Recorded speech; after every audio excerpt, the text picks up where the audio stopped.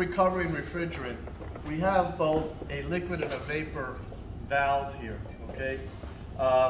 This red one's the liquid, this blue one is the vapor. And what does that mean? When we're recovering from the recovery machine is basically a compressor and a condenser, and it takes that refrigerant and condenses it to a liquid.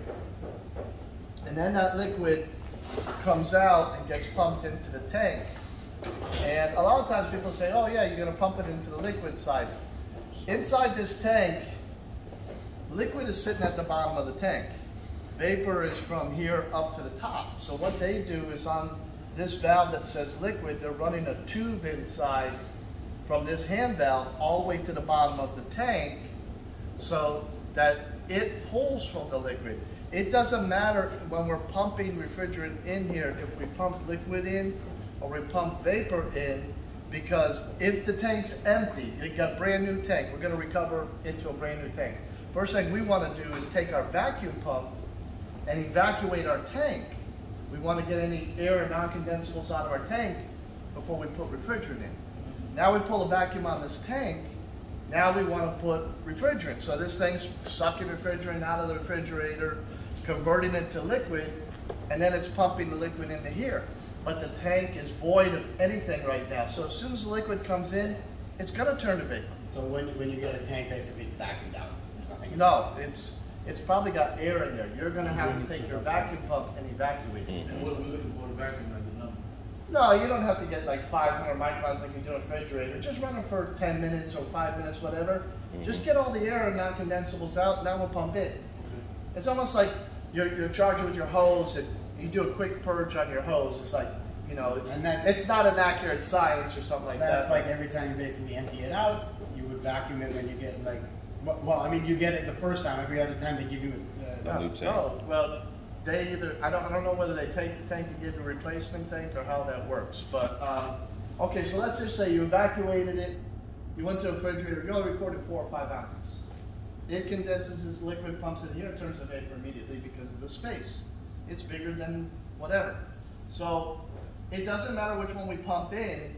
The only reason why we got a vapor and liquid hand valve is so if I want to take refrigerant out, I don't have to turn the tank upside down and take liquid out or vapor out. That's the only really thing we're going to do. The blue side is what? Excuse me? Blue side is vapor. Blue is vapor, red is liquid. It says it right on the valve, so you can take a look at it when I'm done. So anyways, this condenses in here and it turns to vapor. Well, as it keeps pumping, it's going to continue to turn to vapor until it has enough volume in there. But temperature makes a difference too. That heat at 70 degrees, R134A is a vapor.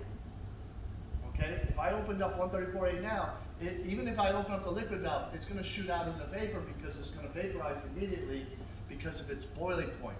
So when we're continuing to do it, this becomes like a steel balloon. At one point, your recovery machine cannot pump into it because the pressure from all the other times you pumped into it, the recovery machine can't overcome that pressure.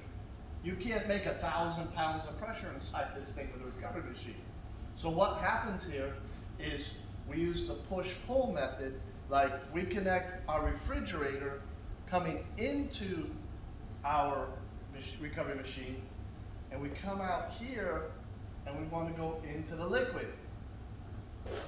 But if we have another hose here which is vapor, and we bring that back to our gauge on low side of the gauge, so when we're pulling from the refrigerator, and it's going to take the vapor out and give you more room. Let me just sort of give you an example because I want to see if you guys can hook it up. So here's your refrigerator, your compressor going to your gauges. All right? Here's your recovery cylinder. And you got your red and your blue. I just put L for liquid and V for vapor. So what happens is this is going to go to what? What's this? Recovery machine. Go to my recovery machine. Recovery machine is going to go to my liquid. That's how we normally hook it up. We go ahead and we pull from the system through the gauge into the recovery machine back to the tank. Okay? But we've used the tank a few times, the tank is filled with vapor, and my recovery machine can't pump into it no more because it's steel, it's not going to give. So what we need to do is then put a T on here. And we go from our vapor here and have the recovery machine suck vapor off the top, refrigerant out of the refrigerator, and then when that comes back in here, it'll condense it back as a liquid. So in other words, we're taking it out, we're compressing it. We're taking it out, we're compressing it. We're continuing to do that over and over again. There's only two ways we can achieve filling up a tank when it's got too much pressure on it. Is to lower the pressure, which back in the days what we used to do is we used to like get a 5-gallon bucket or a small garbage can, and we put the recovery cylinder in here, and we fill it with ice. I at school one time threw one in the freezer of a refrigerator, dropped the temperature from there, but ice water is a great conductor of temperature. So if you put that in ice water. One thing, I learned that back in the 90s, guys, before recovery was even like a thing.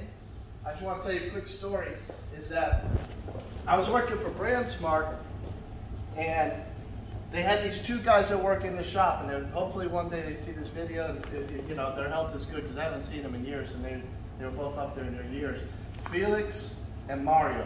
They worked in the shop at BrandSmart fixing equipment.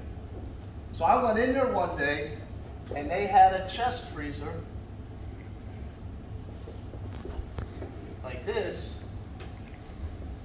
and coming off the lid, they had a pipe where they had a refrigerant hose connected to the top of it. And I'm like, what are you guys doing? They got a chest freezer, and they got a refrigerant hose going to the top of it. I'm like, what the heck? So they lifted the lid up, and the pipe came out the other side to another hose, and they had a recovery tank inside the freezer. Kept it cold.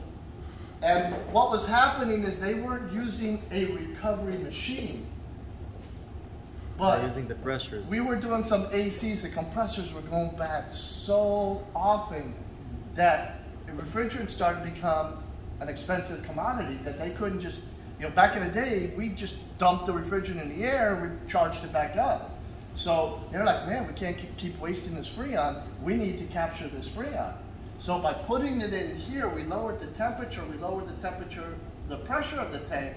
So what happened? They took in and lowered the pressure on that tank, and the gravity or the natural temperature difference of the AC or whatever it is they're working in raised the pressure. It forced it into the tank. Now, did they get 100% of the refrigerant? Of course not. A recovery machine is what that is, because it's going to pull.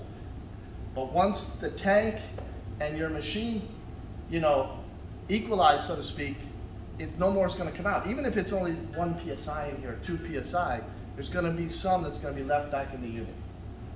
So we have a T fitting here. I set it down up here, and I'm going to have you guys attempt to connect the hoses and say, this is how I would connect it, like that. Okay?